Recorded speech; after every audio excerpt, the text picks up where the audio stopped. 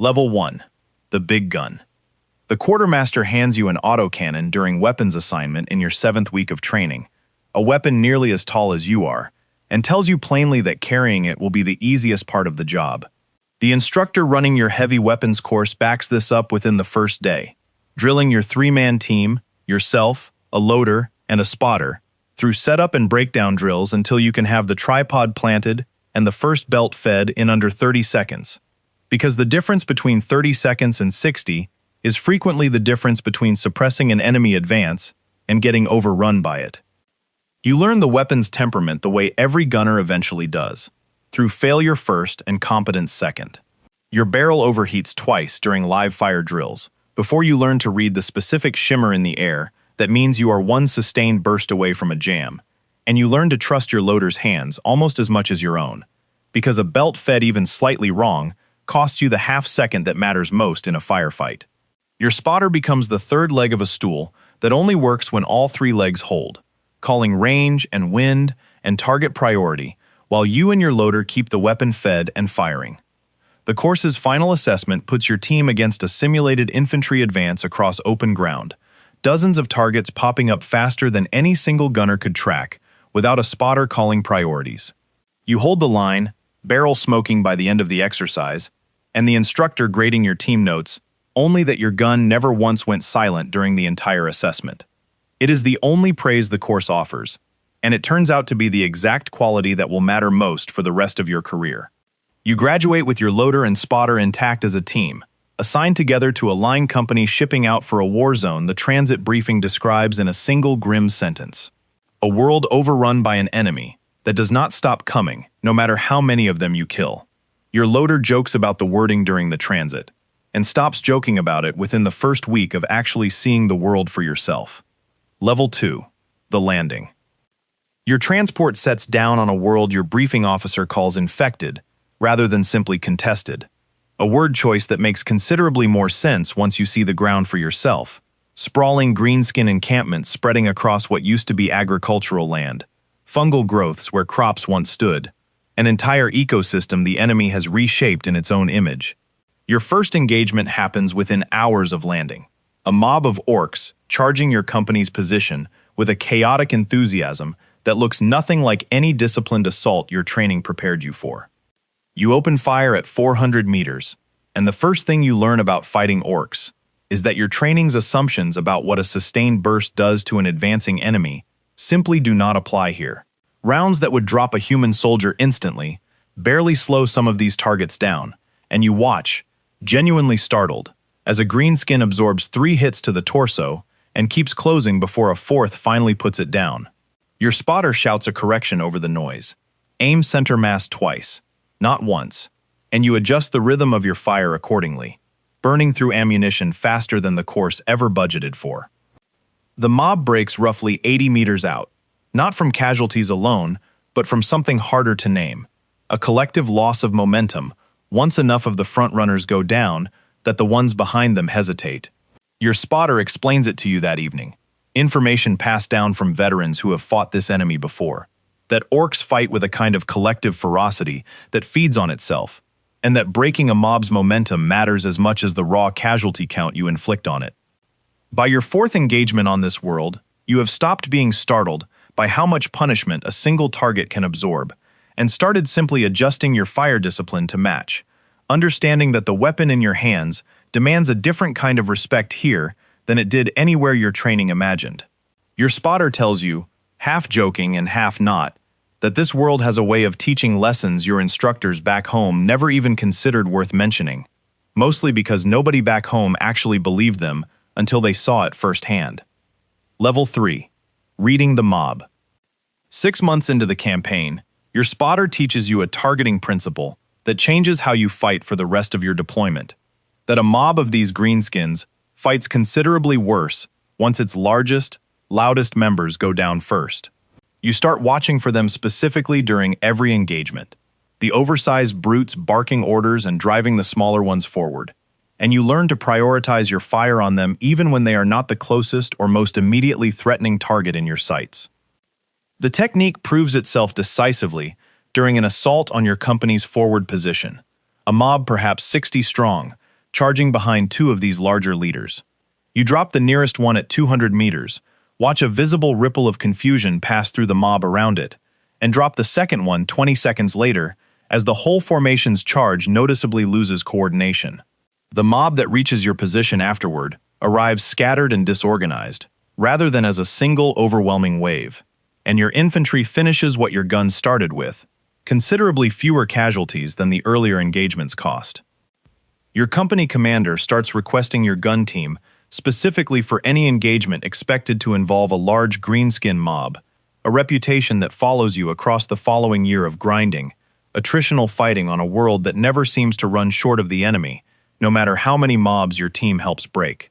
You ask a veteran quartermaster once, during a rare quiet stretch, how a world this thoroughly fought over still produces fresh waves of the enemy every season, and he tells you something that unsettles you more than any single engagement has, that this particular enemy does not simply recruit reinforcements. It grows them, out of the ground itself, faster than any campaign has ever managed to fully stop. You spend the following weeks turning that answer over more than you expect to, adjusting how you think about the entire campaign as a result. Every mob your team breaks is not a step towards some final decisive victory the way your training implied battles were supposed to work. It is simply ground held for another season, bought at a cost your regiment keeps paying, because the alternative, letting the enemy's numbers build unchecked, is considerably worse. Level 4. The Wrecks. Your company faces mechanized greenskin forces for the first time in your second year. Crude trucks and motorcycles that move faster and hit harder than the infantry mobs you have spent a year learning to break. Armor plating welded on with a haphazardness that would fail any Departamento Munitorum inspection, and somehow still holds together well enough to close distance dangerously fast.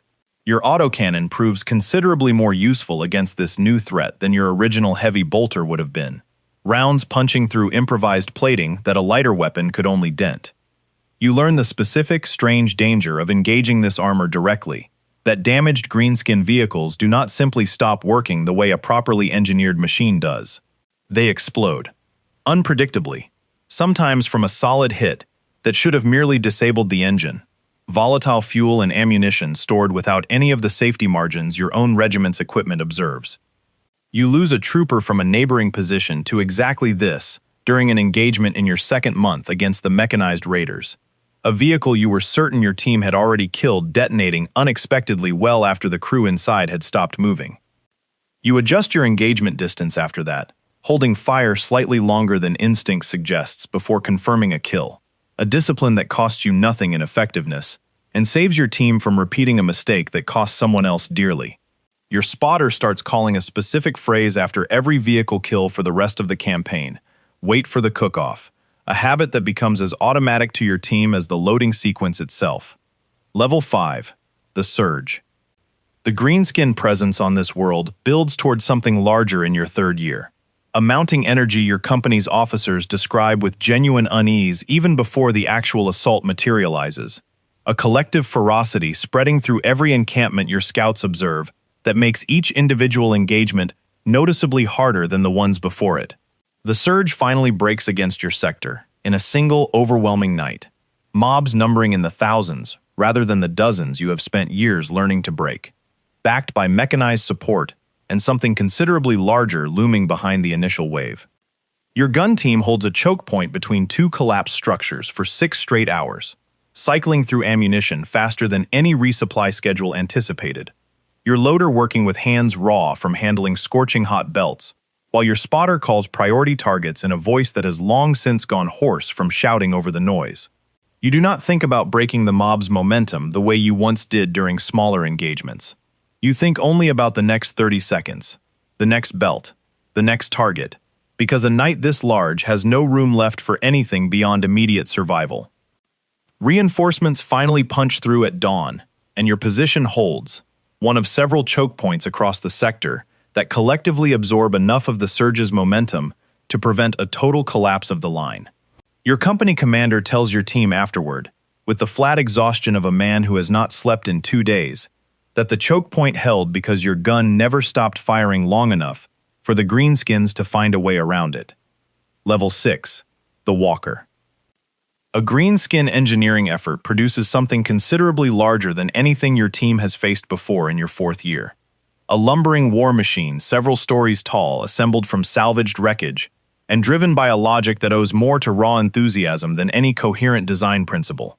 Advancing on your sector's defensive line with weapons crude enough to occasionally misfire on their own crew, and powerful enough that a single hit collapses whatever structure it lands near. Standard infantry weapons do almost nothing against it, and your autocannon alone will not be enough either, a fact your spotter identifies within the first minute of watching it approach. You coordinate instead with a nearby heavy weapons team and an artillery spotter attached to your company, feeding target data up the chain, while your own gun focuses on the machine's more vulnerable joints and mounted weapon crews, rather than its heavily armored hull. The combined effort takes nearly 20 minutes, your rounds softening exposed crew positions while artillery finally lands the strikes that buckle the machine's leg supports, and the whole structure finally topples with a collapse that shakes the ground your team is dug into nearly 200 meters away. The engagement teaches you something your training never fully addressed, that a heavy weapons gunner's value sometimes has less to do with what you personally destroy and more to do with what you make possible for everyone coordinating around you. You keep this lesson longer than almost any other from the campaign, a quiet recalibration of what your job actually is, beneath the more obvious business of killing things at range. Level 7. The Long Line.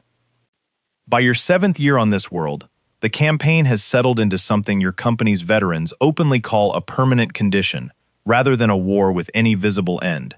A defensive line that shifts meters rather than kilometers across entire seasons. Ground fought over and partially reclaimed, only to see fresh greenskin growth emerge from the same territory months later. You have become, without any formal recognition attached to it, the senior gunner in your company, the one newer troopers are pointed toward when they need to actually learn the job, rather than simply survive their first few engagements. You train 4 replacement gunners across this stretch of the campaign, after losing 3 to the grinding attrition, and promoting 1 competent loader into his own gun team entirely, teaching each of them the same lessons your own spotter once taught you. Watch for the leaders, wait for the cook-off, never let the barrel go silent long enough for a mob to recover its nerve. One of them asks you directly, during a rare lull, whether the line will ever actually push the enemy off this world for good. And you answer honestly that nobody above your rank seems to know either, that this campaign has stopped being about winning outright and started being about denying the enemy ground for as long as the regiment can manage it. You settle into this rhythm the way you settled into every rhythm before it, without much ceremony, simply adjusting your expectations to match a war that measures its progress in seasons held rather than territory conquered. Level 8. The Last Line.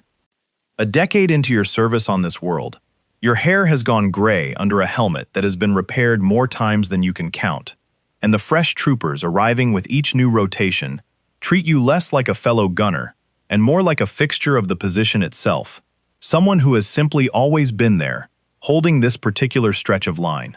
Your final major engagement comes during another surge, smaller than the one that nearly broke your sector years earlier, but still large enough to test everything your body has left to give after a decade of this exact work. A young gunner beside you, newly promoted into his own team, after training under you for the better part of a year, freezes during the surge's opening minutes, barrel silent at the exact moment silence costs the most. You reach past him without a word, working the weapon yourself the way your own hands have done thousands of times before, buying the seconds he needs to recover his composure and rejoin the fight properly. He apologizes afterward, and you tell him what your own spotter told you a decade earlier, that the freeze happens to everyone once, and the only thing that actually matters is what happens the second time it counts. A stray round catches your firing hand in the engagement's final minutes.